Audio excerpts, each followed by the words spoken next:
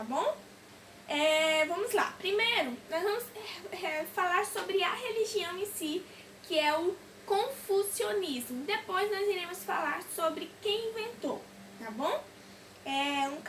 Pois poderemos colocá-lo de hoje como um caminho de vida, um sábio do povo, os ensinamentos de Confúcio. Nós iremos até comentar alguns ensinamentos dele.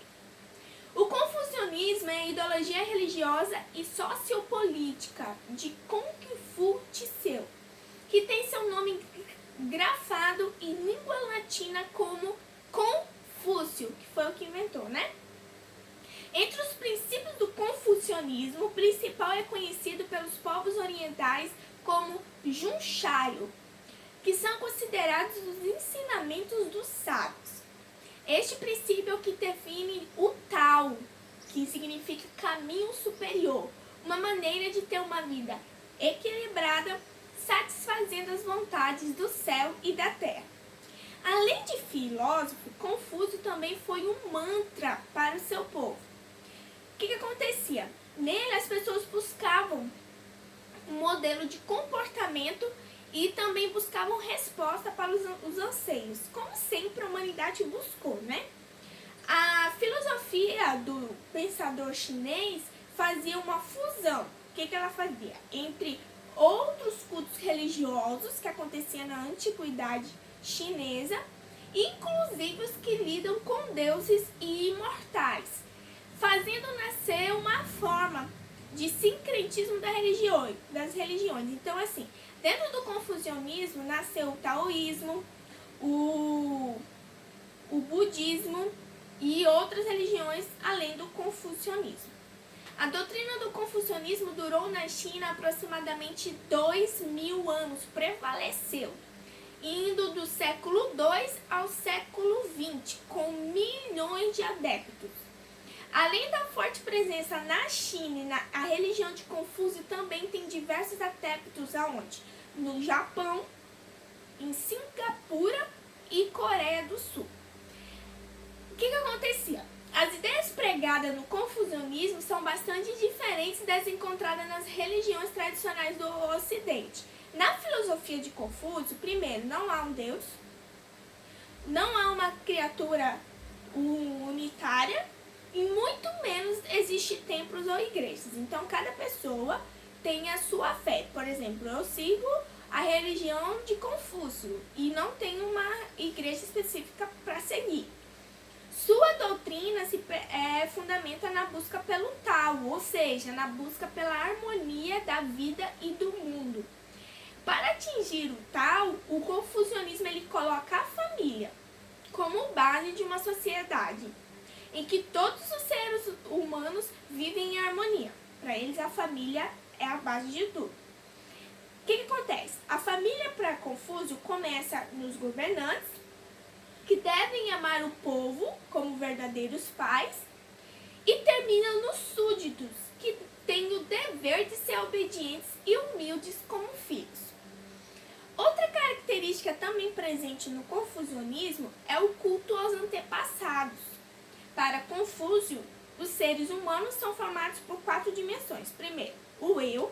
Segundo, a comunidade. Terceiro, a natureza. E quarto, o céu. Além disso, ele prega que os seres humanos têm que possuir 5 virtudes essenciais, que são, primeiro, amar o próximo, ser justo, ter comportamento adequado, ter consciência da vontade dos céus e cultivar a sabedoria e a sinceridade.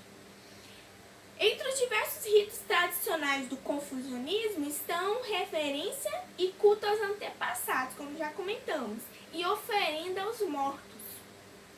Na parte da família, o casamento é valorizado como uma forma de continuação da tradição.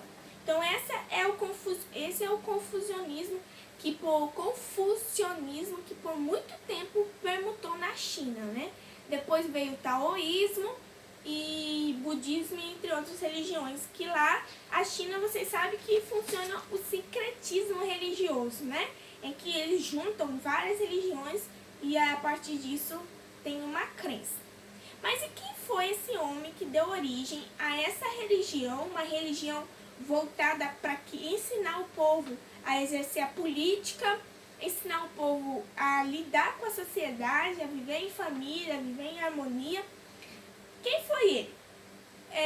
Ele foi um filósofo chinês que viveu durante 551 a 479 a.C., criou um sistema filosófico seguido por mais de milhões de pessoas, como já falamos. Considerado um dos mais importantes filósofos chineses, Confúcio nasceu onde hoje fica a província Shantung, no nordeste da China. O pai dele morreu quando ele tinha 3 anos de idade e com isso eles passaram alguma dificuldade. Ele foi professor, estudou História e Arqueologia, chegou a visitar Lao Tse, que foi um dos fundadores também do taoísmo, quando ele trabalhava nos arquivos da corte na província de Honan.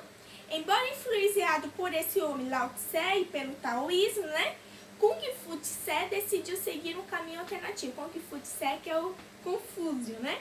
A sua filosofia não está preocupada com o que vai acontecer depois que você morrer, como os hinduístas e os taoístas, que se preocupam com isso, e sim está mais voltada à relação harmoniosa que existe entre as pessoas, os membros das famílias ou mesmo a sociedade. Foi o que eu falei para você. Ele se preocupava com o presente, com o que acontecer com as pessoas, com a família e com a sociedade.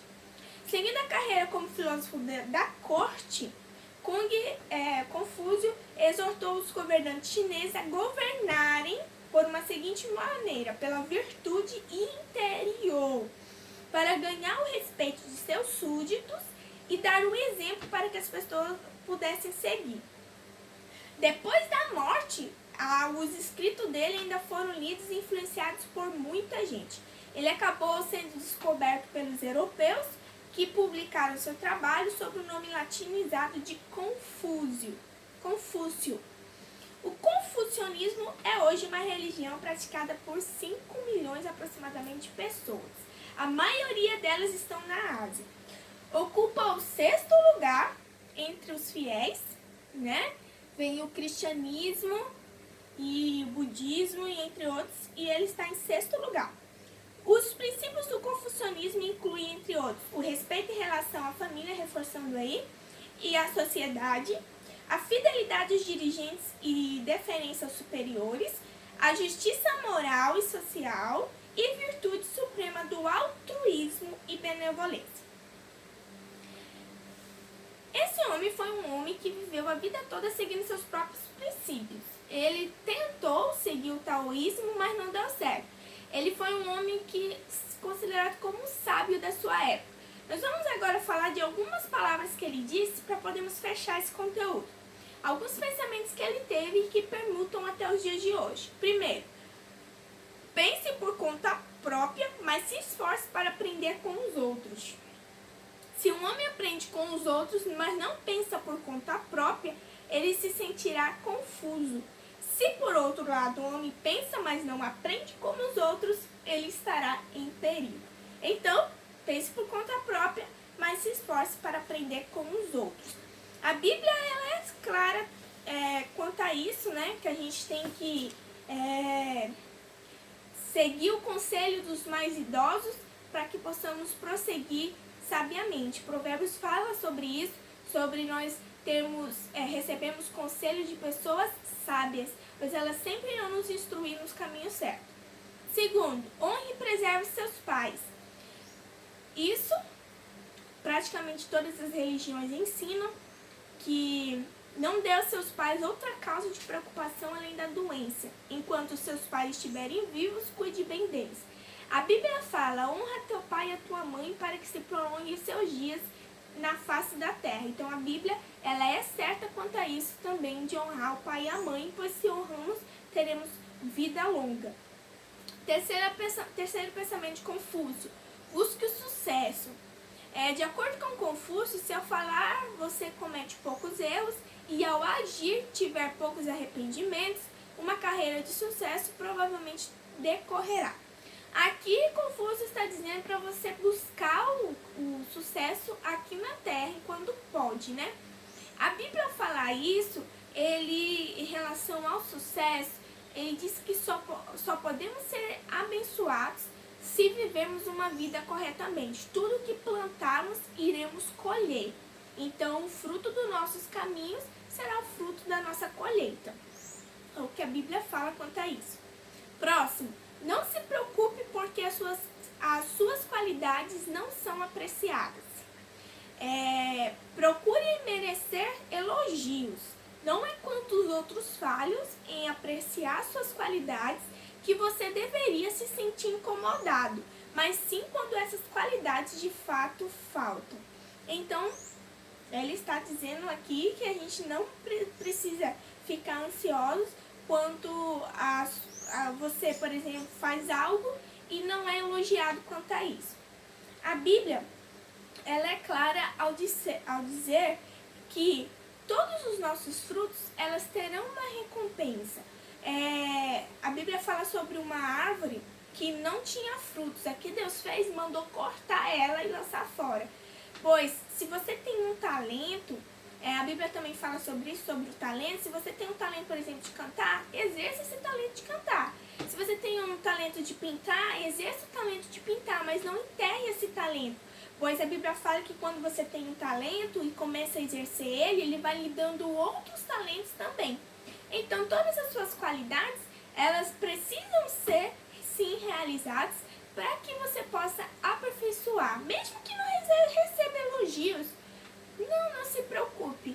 O tempo trará os frutos do que você está plantando. Próximo, em uma posição de liderança, dê o exemplo. Aí ele diz assim, não mostre cansaço. E quando houver alguma ação a ser tomada, dê o melhor de si. Você deve dar o exemplo e estimular os demais a seguir. A Bíblia é certa quanto à liderança também. Moisés foi um grande líder e no dia que ele falhou, ele não conseguiu entrar na terra prometida porque o povo falou, Moisés, fere a rocha, nós precisamos beber a água. Mas Deus disse para Moisés, não ferir a rocha, mas Moisés foi lá e feriu a rocha. E por causa daquilo ele não conseguiu entrar na terra prometida. Uma boa liderança trará resultados positivos, uma má liderança trará resultados negativos. Pois se uma cidade está bem estruturada com boa liderança, com certeza os seus membros valorizarão aquele líder. Então, em uma posição de liderança, você é o maior exemplo. Próximo. Combine a educação à natureza. Quando a natureza de uma pessoa prevalece sobre a educação recebida, o resultado será alguém intratável. Quando a educação prevalece sobre a natureza, o resultado consistirá em uma pessoa pedante. Para Confúcio, apenas uma mistura equilibrada das duas é o ideal. Ou seja, a natureza, a Bíblia fala que a natureza foi criada por Deus, né? Salmo 103 e Salmo 19 também diz: os céus proclamam a glória de Deus e o firmamento anuncia a obra de suas mãos. Isaías fala também que a natureza geme por causa do pecado da humanidade. Então, se eu sei que eu preciso cuidar da natureza, então eu preciso exercer isso porque eu estou contida nessa natureza. É o que a Bíblia fala sobre isso. Não busque defeitos nos outros. Ajude os outros a perceberem o que há de bom neles, não o que há de ruim. Nunca chame atenção para o mal em outros. Nunca difame seus pares. Sua fala deve ser temperada pela compreensão. Então aqui Confúcio estava dizendo, olha, não busque acusar o outro. A Bíblia fala sobre isso também, que se você julgar o teu irmão, olhe primeiro a trava que está no teu olho, para depois você julgar o seu irmão. Mateus fala isso sobre a questão do julgamento. Pois se você julga, você está julgando o seu irmão, tem 4 dedos voltados para você, enquanto um está apontando para o irmão. Então a Bíblia é clara quanto ao julgamento. Não julgueis para que não sejais julgados. Próximo, seja coerente e aprenda a se controlar. Confúcio nos ensina a sermos parcimoniosos com a fala, ou seja, harmoniosos com a fala. e coerentes com o que falamos. A ausência de autocontrole em pequenas questões arruína grandes planos, segundo o sábio chinês. Então seja coerente e aprenda a se controlar. A Bíblia também fala sobre isso. Irai-vos, mas não pequeis. Não coloque o sol debaixo de vossas cabeças. A Deus pertence a ira. O versículo diz isso. E por último, quando não souber algo, não se envergonhe. Dizer que você sabe quando você sabe e dizer que você não sabe quando não sabe, isso é o verdadeiro conhecimento para Confúcio. Então, reconhecer que sempre podemos aprender algo mais. E a Bíblia fala, né? Antes, crescer na graça e no conhecimento de Cristo Jesus. Os ensinamentos de Confúcio são ensinamentos padrões, né? Que na Bíblia também está inserido e que devemos seguir.